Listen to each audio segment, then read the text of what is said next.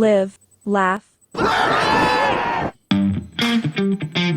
how's it going, everybody? My name is Daniel. And I'm Christian. And we are joined by the Psycho Boy Fodder. How are you doing tonight? How are you guys? Thank you for having me. Yeah, we're doing great. We're doing good. I am so glad you're here. Like, this is really exciting for us. Just from a cool, it's always fun when you've seen a guy locally and then you see him on pay-per-view.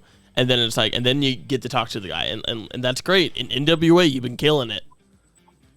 Thank you, man. Yeah, I mean, I love the NWA, man. I mean, they've given me a lot of opportunity, and things are progressing there pretty quick. So, I mean, I'm very thankful to be in the position that I'm in right now, for sure.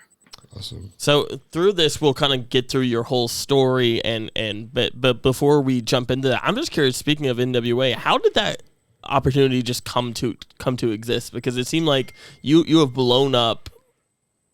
I won't say out of nowhere because I don't want to be dismissive to your rise, but it's like all of a sudden you were on NWA. I was like, oh shit. Well, I did a bunch of stuff previous to like NWA. Like I did. Man, like it kind of all started with EC3 and doing the Control Your Narrative series. So like that whole series, like the first like major thing that I did was when EC3 got released from WWE, around the time like when his 90 days was ending, they shot like this like fight scene like in a garage, and it had like all these like cars, and it's kind of like it was kind of like one of like the first like cinematic wrestling things that were shot. And me and EC3 were actually friends before I ever even like got into doing wrestling at all. Wow. And he just hit me up one day and he was like, hey man, like this was like on a Wednesday, I think. He just hit me up and he was like, hey man, like I got this thing going on down here. He's like, they want me to fight a guy. He was like, and I think you're like the perfect fit for this, He's like, because nobody knows who you are. He's like, you're built, you got a good look, man.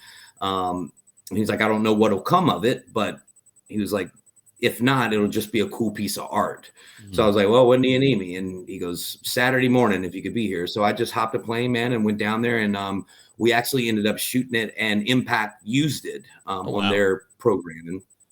And there were a lot of guys there. Like that's where I first met Adam or Braun Strowman. That's where I first met like Spud, Moose. I mean, there were tons of guys there during that time, and that kind of progressed to EC3 started working for Ring of Honor, and then we started doing like these kind of like movie / wrestling experiences where it's a whole story tied into it, but it's basically like a movie with a story, but the wrestling matches are like intertwined into right. And we did the first one, which had Matt Cardona and Matt Sydal and Moose, and I worked John Schuyler in Love that John one. Schuyler. That's awesome. Then we did the second one. Yeah. John Schuyler is a great wrestler. Anytime I get to tell anybody that, I do. And then we got into doing the second one, and the second one had like Adam because he had just got released from WWE. And then we did a third one, with like Austin Aries and Flip Gordon, Tyler Bateman. Tyler Bateman. I mean, there were just a ton of guys that participated in these things. And, right after that, when Ring of Honor was doing their last pay-per-view, the Final Battle, that's where we had came in, and me, Adam, Weston Blake, and EC3 kind of did like the invasion angle on the pay-per-view. And then like that actually like that same weekend, AEW had contacted me to come in and do some of like the AEW Elevation and the AEW Dark and all that. So it was kind of just moving really quick. Like that whole month was really crazy because we did like the Ring of Honor deal like the second week of December. And then like I wrestled Ricky Morton like the week after that.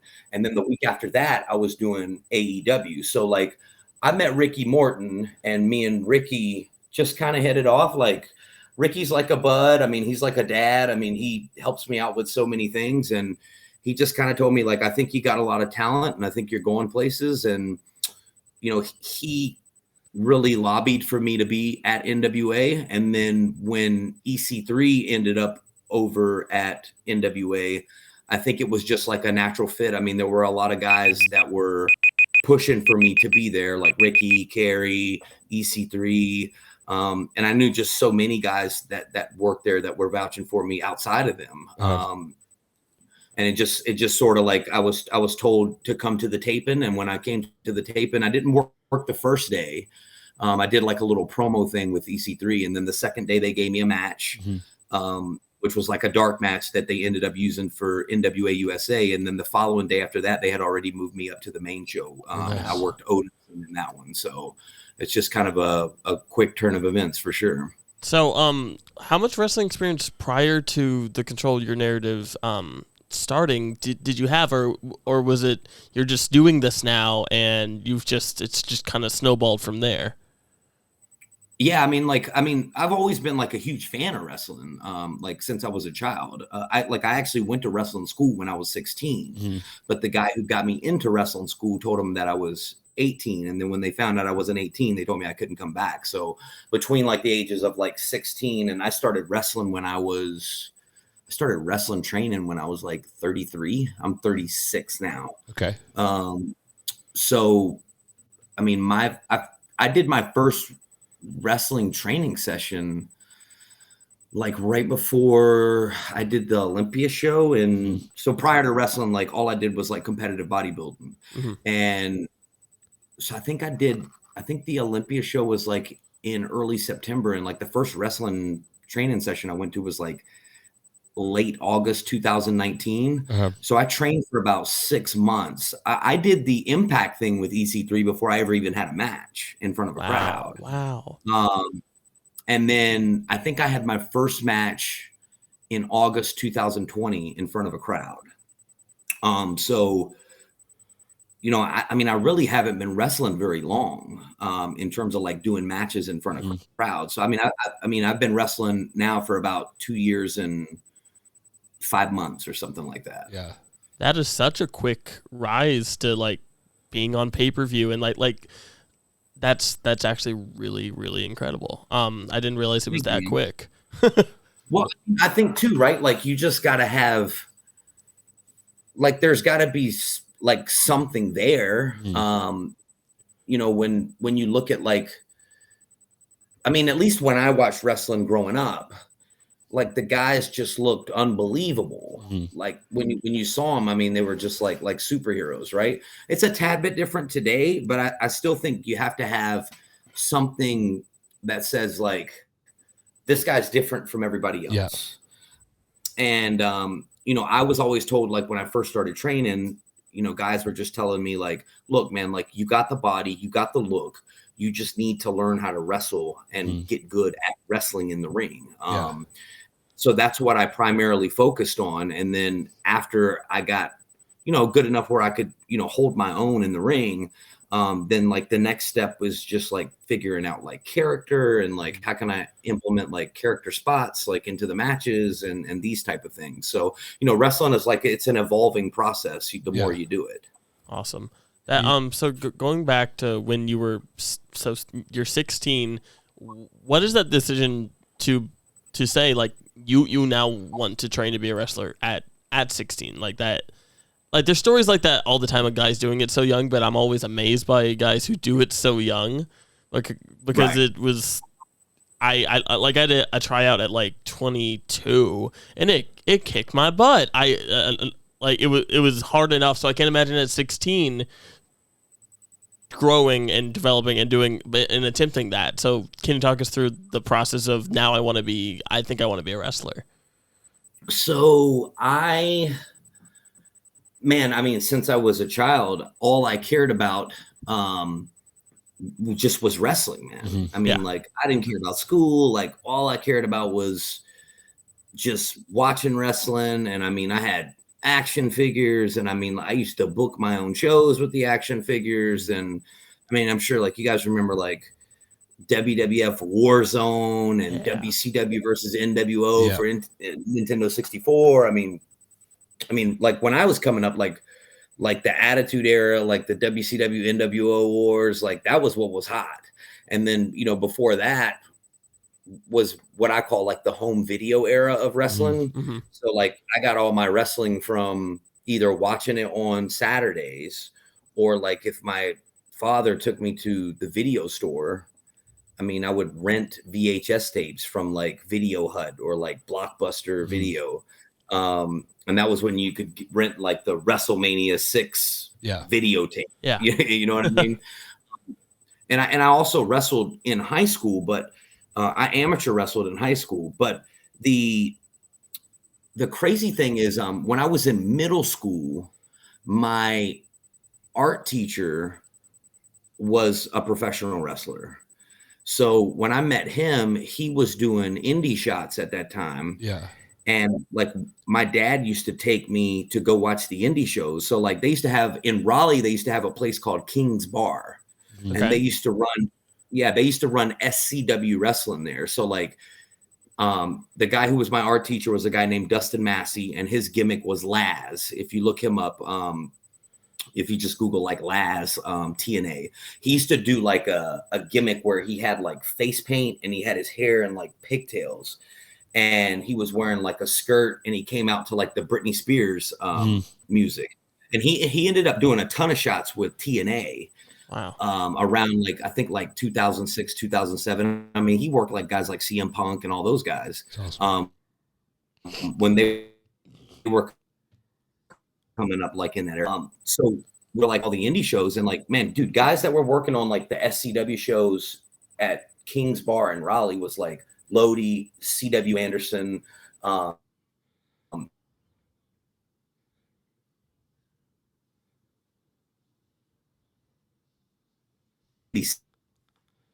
during that time. So just me being like a huge fan, I mean, like he ended up kind of facilitating me to be able to get into a wrestling school when I was 16. But once they found out I was 16, just because of like legal reasons and all that kind of stuff, they told me I couldn't come back. And we got off doing other things. And then somehow I kind of circled back. So, I mean, I think it was for the best that it didn't work out then, because it just gave me the opportunity to like get the life experience and the business smarts from like, you know, owning my own businesses and doing things like that.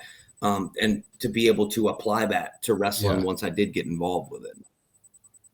As a kid, what attracted you most about wrestling?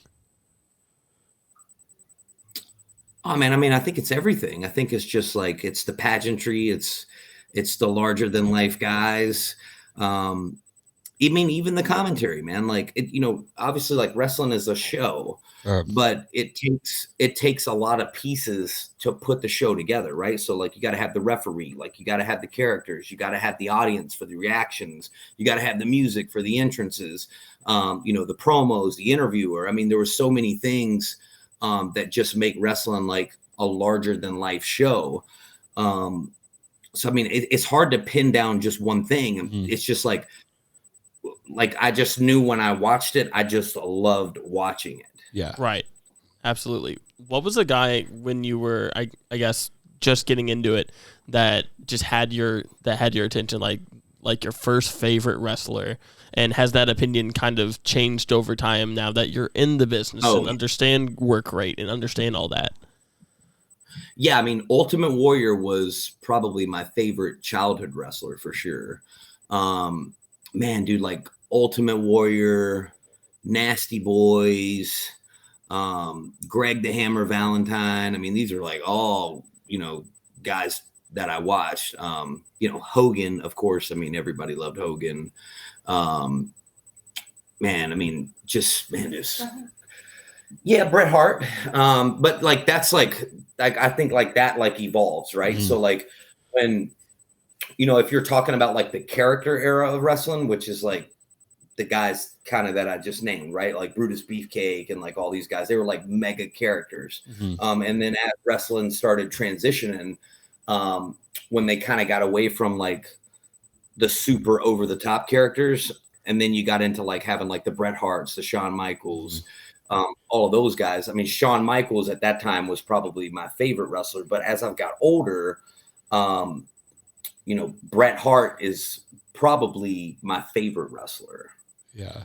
For sure. I mean, I think Bret Hart's the best wrestler that's ever lived. Yeah, I definitely agree with you on that. And I think as fans, when we first get in, like you said, you were just attracted to everything. That's how I was. Like I saw this and I was like, this is my favorite thing ever. But as you get older and as you grow as a fan, you kind of grow more of an appreciation for what they're doing in the ring. And I think Bret Hart, like telling a story in the ring, I don't know if there's anybody that's been able to do it better than him since, or there's anybody right now that can do it. But yeah.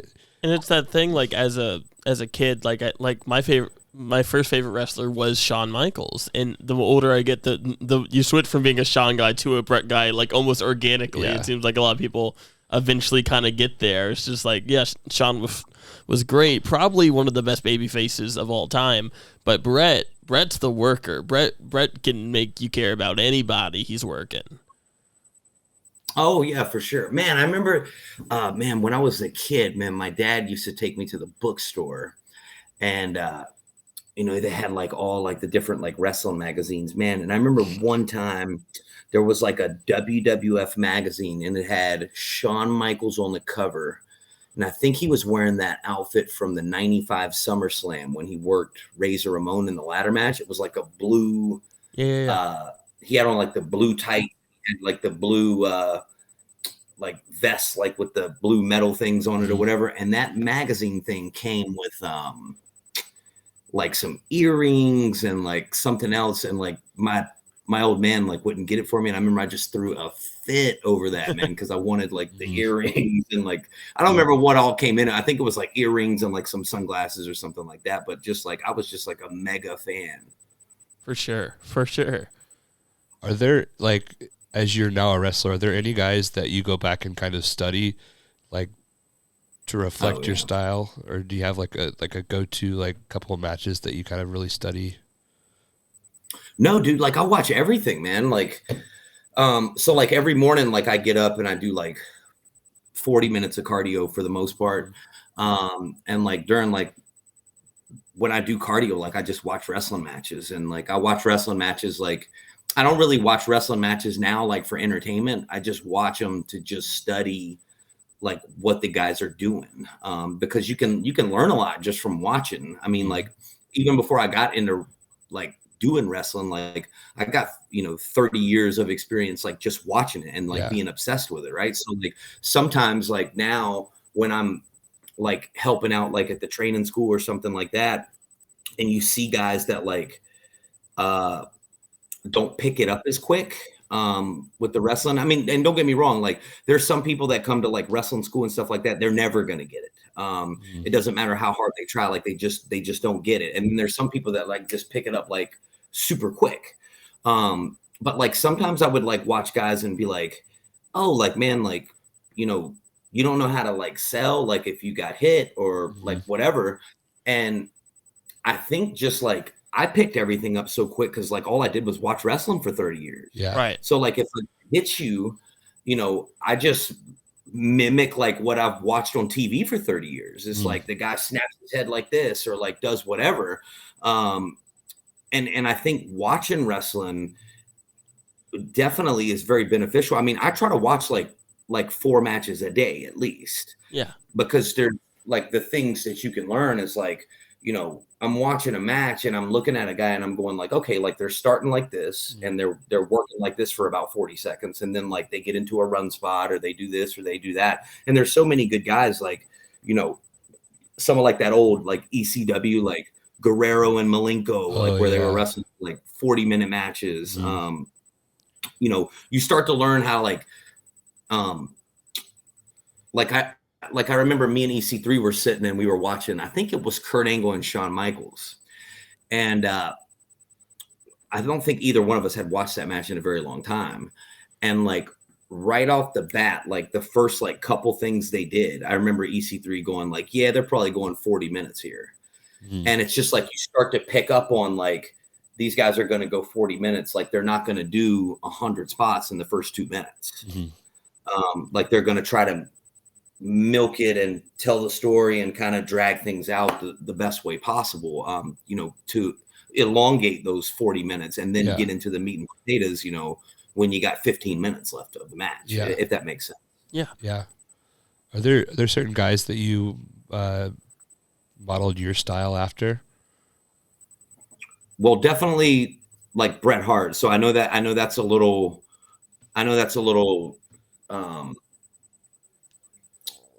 a little different, I would say, like obviously like character wise. But like if you watch the things that I do in the ring, like the way I throw punches and like head punches or gut punches, just different mannerisms that I do in the ring, you'll see a lot of like Bret Hart stuff, and then I think everything else is just making sure that I'm just ultra physical when I'm in the ring. Like not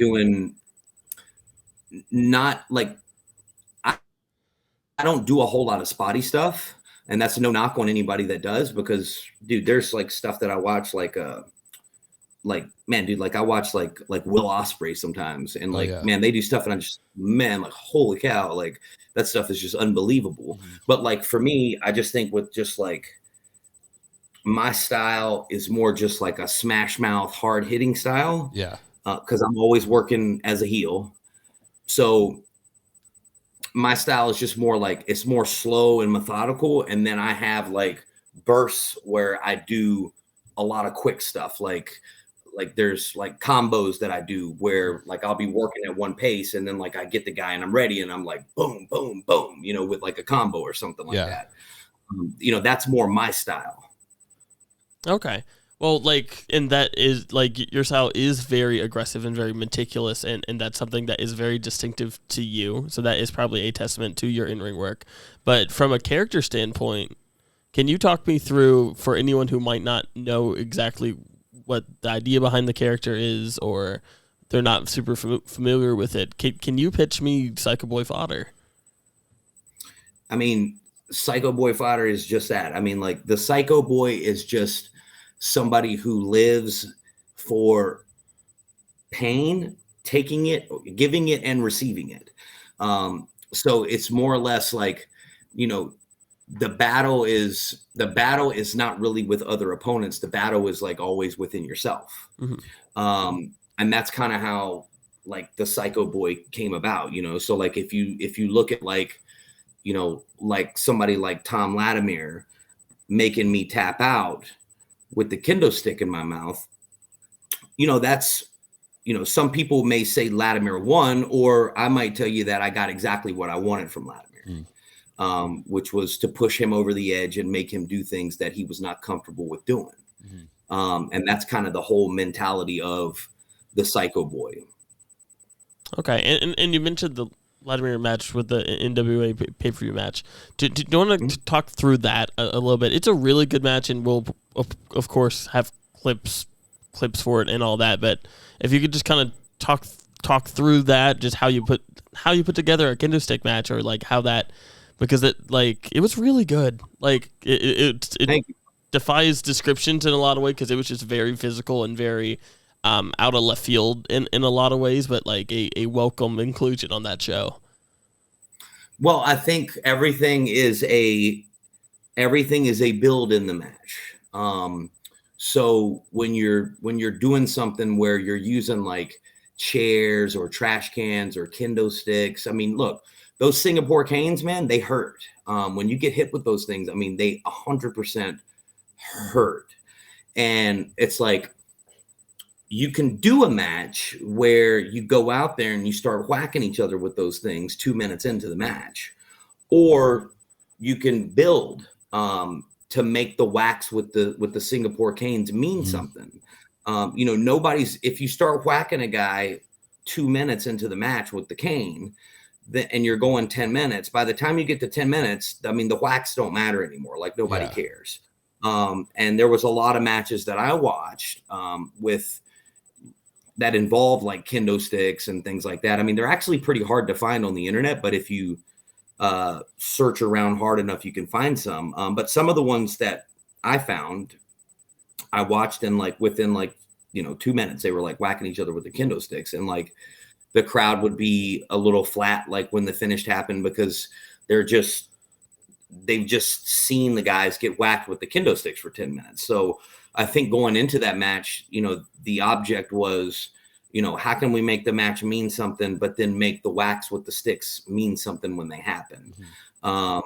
And I think we got there very good, with the help of Wrestling Mind, Dr. Tom. He's a great asset to have on the NWA team. I mean, he knows so much, and he's got so much knowledge and so much like teaching ability to help teach you and help you lay things out like where they make sense and like include everybody's ideas in. And I thought we did a good job, and I thought it was a cool way to like kick off the pay-per-view, because it, at least it felt to me like they put a lot of trust in me in that spot, because that's first match on the pay-per-view. It's kind of like your job to go out there and like set the tone for the way the rest of the show is going to go. And, they kind of put me in a big spot right there, and, I was thankful for it. And, everybody said that I delivered, and everybody was very happy with it. That's awesome. That's awesome, man. You mentioned Dr. Tom and you mentioned Ricky Morton earlier. Is there ever a moment, like being a lifelong wrestling fan, that you just kind of catch yourself saying like, oh, like, yeah, Ricky Morton is a friend, or like, oh, Dr. Tom, I talked to him today, and like all these guys that you get to work with? Is there ever a moment you like kind of take a step back and you're just like, man, if I could go back in time and tell myself this? Oh yeah, all the time, dude. I mean, like when I got done with the pay-per-view match, I went in the back. And if you guys want, I'll send you this picture. I mean, I didn't even put it online.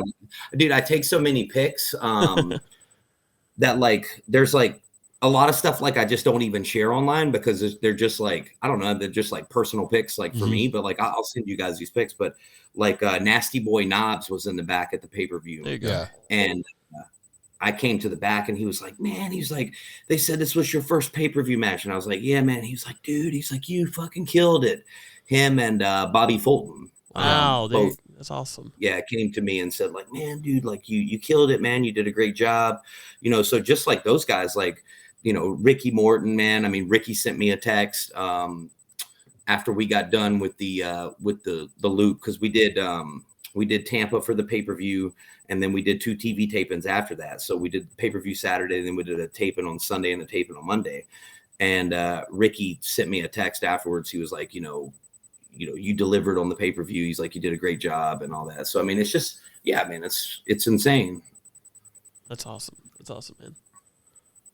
What is it like? I know you said you delivered, but that's got to make you feel good to like go out there like on NWA, your first pay-per-view match, and you're getting these guys texting you. I guess that's more of a testament to your work and your work ethic, but that just seems like it would be a really cool thing to hear. I'm sure it's common. Oh, very much so.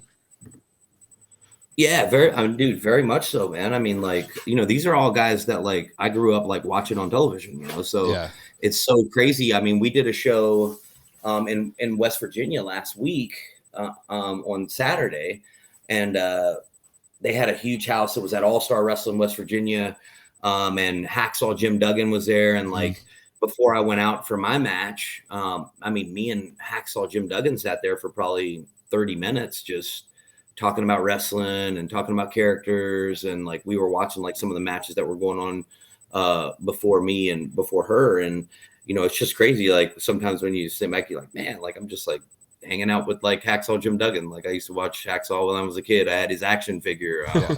That was kind of like one of those experiences, like when I wrestled Gangrel.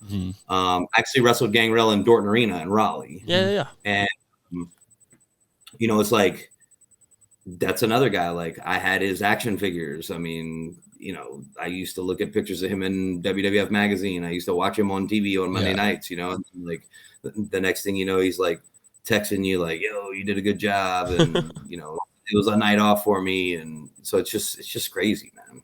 How was because you had your I think it was technically Zach Allen's last match at that FWE show in Raleigh. How was that? Like was that because he would have been a guy you would have watched on TV a little bit? Like was that cool to like put that together? I think it was his last match. So like, How's that So get you put know, together and all that? like I'll tell you what's weird, right? Is like that era with like Gowan and like Matt Sydal and like all those guys. Like when that era was kind of booming, like I kind of wasn't watching wrestling then. Okay. And like a wild story is when we did that first Free the Narrative pay-per-view deal. Mm-hmm. Matt Sydal was working Moose there, and I had no idea who Matt Sydal even was. Wow. Yeah. And it's crazy. It's crazy because like I ended up training with Sydal like a bunch after this period. But like when I was at the when we were at the tapings and like we were doing it and everything, I somebody there told me, they were like, yeah, man, like he gets around a lot. So me and him were just talking about supplements. Mm-hmm. And I was like, yeah, man, like I heard you like get around a lot, like with the wrestling and shit. And he was like, yeah, like a little bit, And I had like no clue who I was even talking to. Yeah. And then me and him just kind of exchanged numbers, and he invited me down to like train like at his spot, like when him and his brother had the school down there in Clearwater. And I went down there a bunch and trained with him and like Fabu and Tony Donati and all them. So like when I met Sydal, I didn't even know who he was. Just because like that era of wrestling, like I wasn't like super tuned into it. Mm-hmm.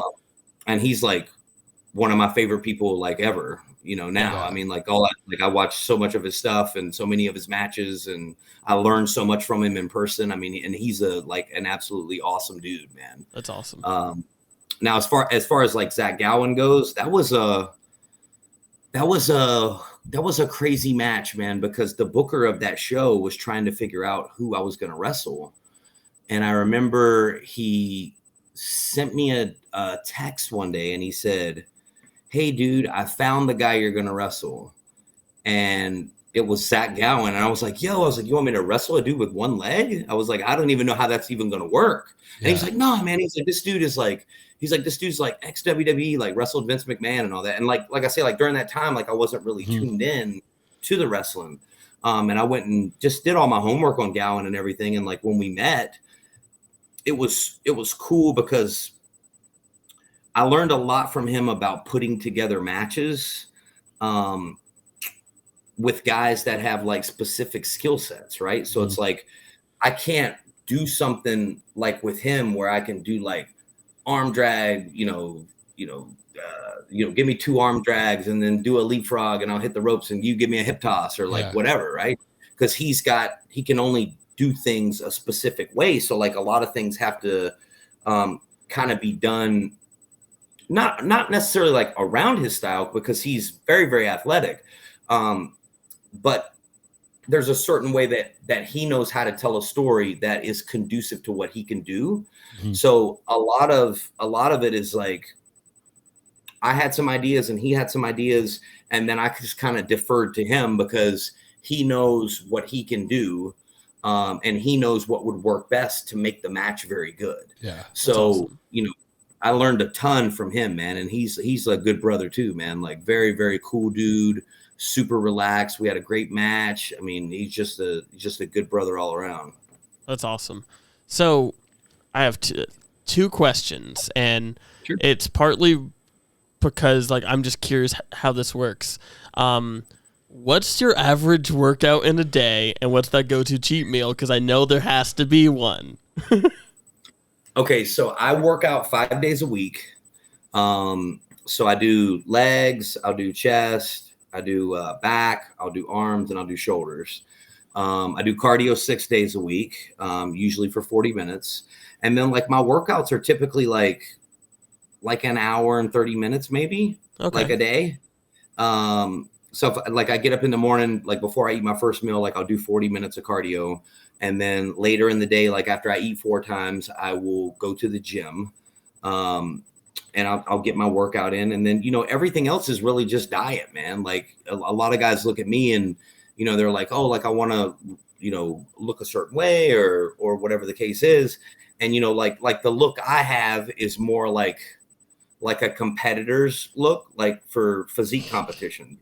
Right. But like that look is developed over time. So like, when a guy asked me, like, you know, what would it take to look like you? I'd say, man, you probably need to diet and train for like the next decade, you know, because I've been competing since I was 26. Wow. So, I mean, like the body that you see now was kind of built over the course of a decade. I mean, like, you know, if you're a guy who's all natural, and by all natural, I mean not taking steroids, you know, those guys are putting on typically 1 to 2 pounds of muscle tissue per year, you know, so not body weight, but like actual muscle tissue on the body. Yeah.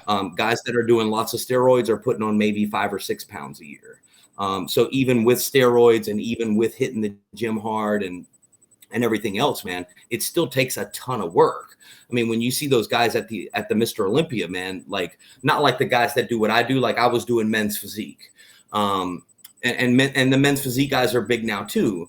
But like when you look at like the guys who do open men's bodybuilding, like the Jay Cutlers or the Ronnie Colemans, you know, most of those guys that are competing at the show are in their early 40s.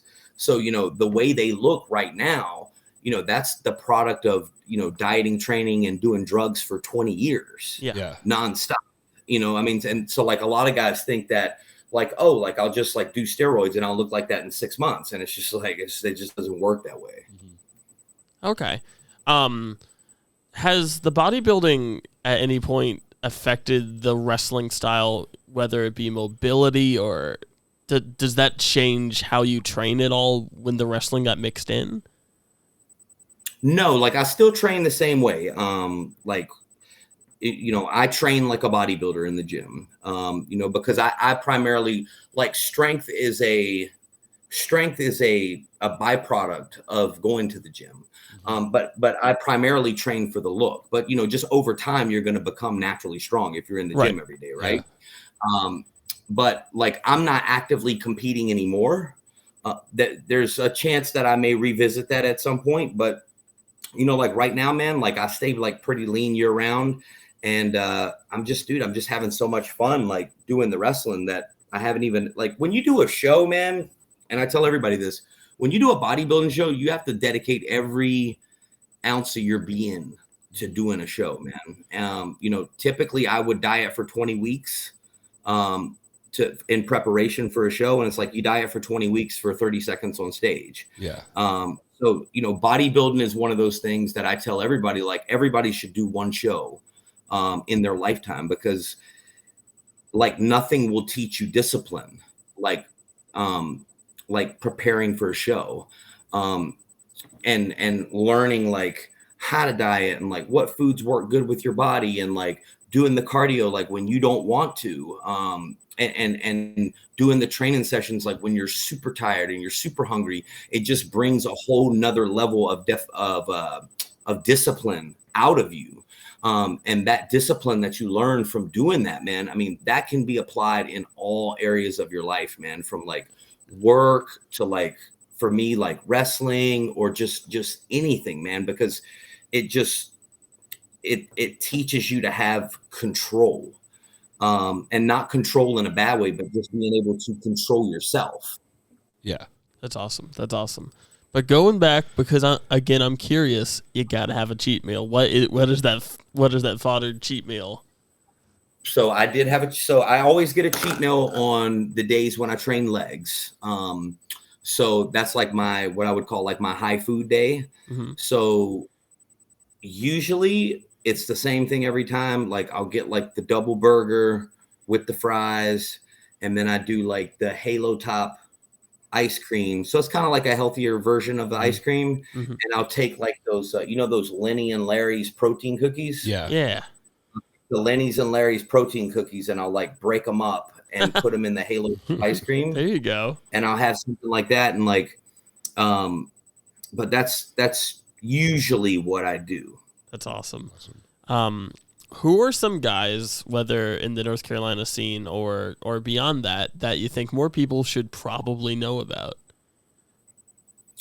Oh man, from North Carolina, like right now? It doesn't have to be from North Carolina. Yeah. It can be anyone, but yeah, just guys who are working hard that you think should have a platform. So like from North Carolina, like Lucky Ali is my favorite wrestler from North Carolina. Yeah, awesome. I tell him that I tell him that all the time. I think he's absolutely fantastic, man. He's one of the best guys doing it, and he should be working at any company, man, because he's very, very, very good. Other guys that I can think of, I'm trying to think of like some other guys that are around that I think are like really good. Vinny Pacifico's pretty good. I like him. Gosh, man, I'm just trying to think of like guys like on the indies. Caleb Connolly's great. I mean, I know he worked at Impact and he's done stuff with NWA and AEW and all that. But he's very good. Me and him worked a few matches in High Point together, and those were always really good when we got the chance to work together. John Schuyler, of course. I mean, he signed to Impact now. Man, I mean, dude, there's a lot of guys that are around that are good. You kind of put me on the spot, so I'm just. It's okay. It's always a loaded question. Yeah. So 2020, I could tell you some good promotions too, like in North Carolina, like AML and like Extreme World Wrestling. Yeah. DPW is real big. There's a lot of like great promotions in North Carolina. You got like Ring Wars. Man, there's so many like promotions like popping up. RWA in High Point is very good. So I mean, there's a lot of good stuff going on in North Carolina for professional wrestling. That's awesome. 2023, 2024, what are goals? What are those obtainable, I don't want to say dream matches, but matches you definitely want to have in the 2023, 2024? Well, I mean, I've always wanted to wrestle Matt Hardy, and that is on Brian Hawks at AML to make that happen. So that's awesome. I've asked him a million times to book me against Matt Hardy. I would love to wrestle Jeff Jarrett. I think Jeff Jarrett's great. I'm trying to think. I mean, and like really, man, like anybody at like NWA, man, like I want to work with like Murdoch. I want to work with Masters. I mean, like I already got to work with Vladimir. Like I'd love to work with Vladimir some more. I mean, I thought me and him had like great chemistry when we worked together. For sure. I mean, there's so many guys that are around that I want to work with. And I mean, I've already worked like a ton of names too. Right. And, like guys like from like Moose to Ace Austin, Josh Woods. I mean, there's so many guys that I've worked already. But there's more really good guys out there that I want to work. So, maybe NWA will like introduce like the mixed tag team titles. I think that would be something cool. Like if me and Angelina here got to be the first NWA mixed tag team champions. I think that'd be really cool. As long as Vladimir's got the TV title, I want to take the TV title from him. I think that'd be really cool to see. Yeah, I don't know how much he'd like that, but well, we are big fans, and I really again want to just thank you for taking the time to do this with us. I think we really only scratched the surface here because I think you are such a wealth of knowledge, and you really, it's a good example of being a success story of you don't always hit the stride you want to at a certain point in life, but that door is never really closed, and that is such a testament to, I think, a lot of guys who maybe are working really hard that aren't seeing the results quite yet. Yeah, most definitely, man. I mean, it's one of those things like the John Cena thing, like never give up, Yeah. And I always tell people, right? Like, it's never too late to become who you're supposed to be. So just, keep putting in the work. And then like, whether it's like wrestling, I mean, you might want to be a wrestler, but like, your path might take you to being a referee or a manager or something like that, where you're successful in the business. Right. So it's just like, do the things that you have to do to get yourself where you need to go. Yeah. That's awesome. That's awesome. Definitely. And before we let you go, just a free time just to plug anything where people can find you on your socials.